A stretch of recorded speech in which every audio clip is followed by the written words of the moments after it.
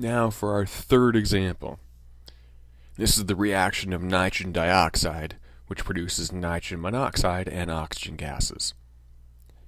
Now you probably have an idea of where this one's going if you've watched the first and second example podcasts. The first example was a zero-order reaction. The second example was a first-order reaction. I wonder what this one's going to be. Okay, well, let's play the game.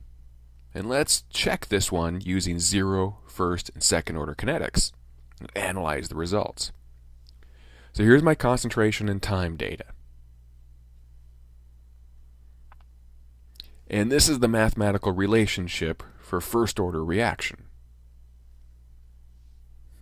And that's what we're going to do first. We're going to plot concentration as a function of time and then see if that data best fits a line. If the data really is linear, using this information, then that means it's a zero-order reaction. Well, what do you think? Yeah, this data is pretty obviously a curve. If I put my line of best fit on there, it's a terrible fit. Not only is all the data off the line, which can happen for linear fit, but look at it. All the data starts obviously on one side, goes to the other side, ends up on the original side. That's obviously a curve. This is not a zero-order reaction. Now, if we want to plot it using first-order kinetics, we need, the natural log of the concentrations. And we'll plot the natural log of those concentrations as a function of time and see if that's a line.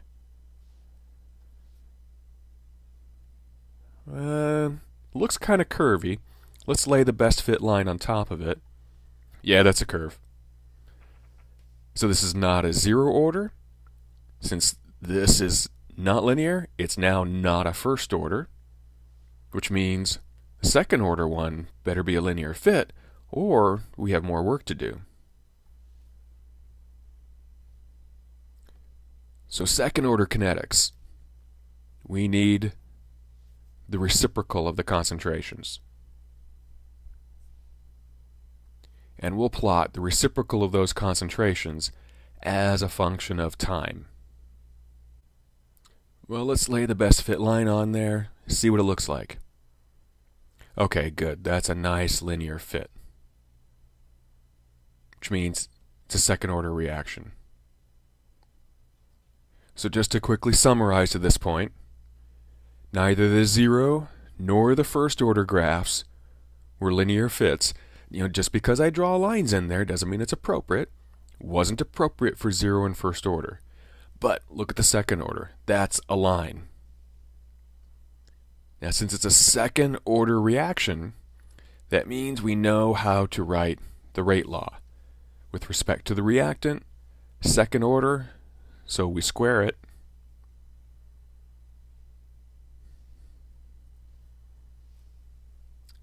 And we did the line, the linear fit, so we could get the slope. And you can write the slope units this way, or you can write the slope units as liters over mole seconds. It doesn't matter to me which way you do it. I'll just stick with the first way. And we got the slope because there's the equation for a linear fit for second order kinetics, and the slope is the rate constant. So we have the rate law, we have the order, we have the rate constant.